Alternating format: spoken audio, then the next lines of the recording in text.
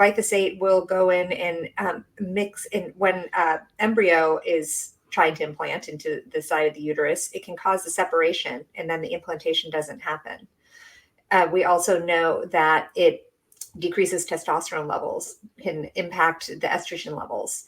There's a really horrific study that came out from Dr. Shauna Swan, who wrote the book Countdown, and that is a book that everyone should read because it explains a lot of the environmental toxins causing this cataclysmic drop off in fertility.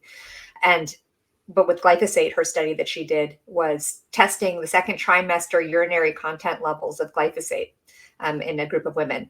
And then she went and she measured the genitalia of the babies that were born. And what she found is that those women that had elevated levels of glyphosate in their urine had baby girl fetuses that had an androgenization of the genitalia. So it's an elongation between the vagina and the anus. And so that's a masculinization. And you're looking at end of species. That's not crazy. That's what that is. I don't even want to say. That's what the data shows. The sad thing is, though, then there's going to be naysayers and things. Oh my gosh, these people are conspiracy theorists. Yes! People are crazy. It's just right. So, those stats I showed, that's from an article I wrote months ago, where I was citing some stats from government agencies and the Children's Health Defense Fund, and you read those stats at your speech as well.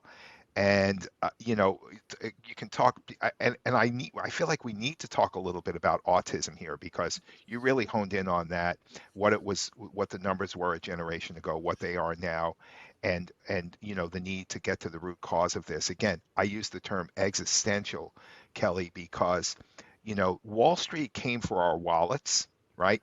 But the healthcare industry is coming for years of our lives, especially those who are in the middle class and lower middle class and the poor. They are suffering the most, and we have all the stats on that too.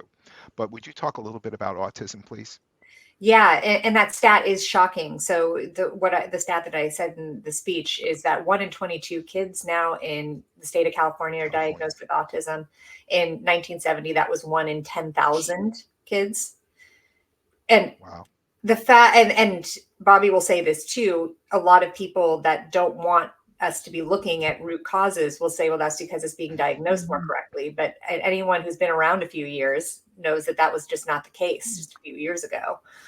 And no, in terms of the root cause, I'd love to get your thoughts on this. You don't have to answer this now, but maybe something to ruminate on going forward.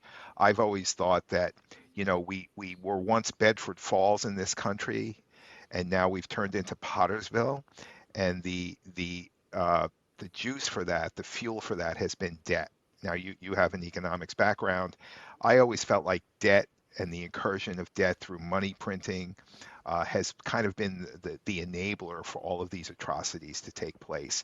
And that to me is the ultimate root cause, because that enables the dark side of human nature to take hold, and the pursuit of profit and power over what Bobby talks about as capitalism supposedly being harnessed to a social purpose, right? Where we go in business because we want to make our communities better. We don't want to take from people. We don't want to take years of people's lives away so that we can enrich ourselves, right?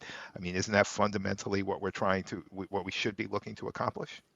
That's absolutely so spot on. That is exactly what I have thoughts of. And this ability to just continue printing money as though it's play money, it really confuses me, and it doesn't allow for a highly effective system that we've been built in the United States to function under. Capitalism can't work that way.